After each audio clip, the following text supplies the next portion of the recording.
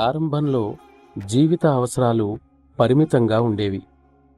కాలం గడిచిన కొద్దీ పరిసరాలు ప్రజల జీవితాన్ని ప్రభావితం చేశాయి. దాని ఫలితంగా అవసరాలు పెరగనారంభించాయి. భౌతికపరంగా చూస్తే ప్రపంచం దినదినాభివృద్ధి చెందుతోంది. అందువల్ల భోగ విలాసాలు క్రమంగా అవసరాల స్థానాన్ని ఆక్రమిస్తున్నాయి. ఒక విధంగా జీవితం పూర్తిగా భోగలాలసత్వంగా తయారైంది. ఆకర్షణలు, వ్యామోహాల పట్ల మన ఆకలి మరింత ఎక్కువగానూ మరింత తీవ్రంగానూ పెరుగుతూనే ఉంది. మన ఆలోచనాశక్తి వలన అది నిరంతరం మరింత బలపడుతోంది. ఆ విధంగా వ్యక్తిగత మనస్సు పూర్తిగా చెడిపోయి అత్యధికంగా చంచలమయ్యింది.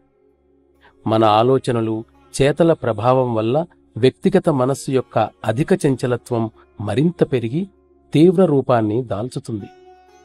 ఇది ఆ తరువాత మన తలవ్రాతను రూపొందిస్తుంది. ఆ విధంగా మన ప్రారబ్ధం ఈ మనోచంచలత్వం వల్లనే నడిపించబడుతోంది. వ్యక్తిగత మనస్సు ఇప్పుడు అటువంటి స్వభావానికి అలవాటుపడి మనల్ని తన ఆదేశాలనే అనుసరించేటట్లు చేస్తోంది. మనం ఆ విధంగా పూర్తిగా పాడైపోయాం. అందువలన మనం ఇప్పుడు మన వ్యక్తిగత మనస్సును సరిదిద్దవలసి ఉంది. మనస్సు అనవసరంగా పాకులాడే విషయాలకి దూరంగా ఉంటూ వాటితో ఎటువంటి సంబంధం లేని సరళ జీవిత విధానాన్ని అనుసరించటమే దానికి పద్ధతి. దానర్థం జీవన ప్రమాణాన్ని తగ్గించుకోవాలని కాదు, కాని దానిని క్షాళన చేసి దాని నుండి అతిగా ఉండేవాటిని, అనవసరమైన వాటిని తొలగించుకోవడమేనని దానర్థం.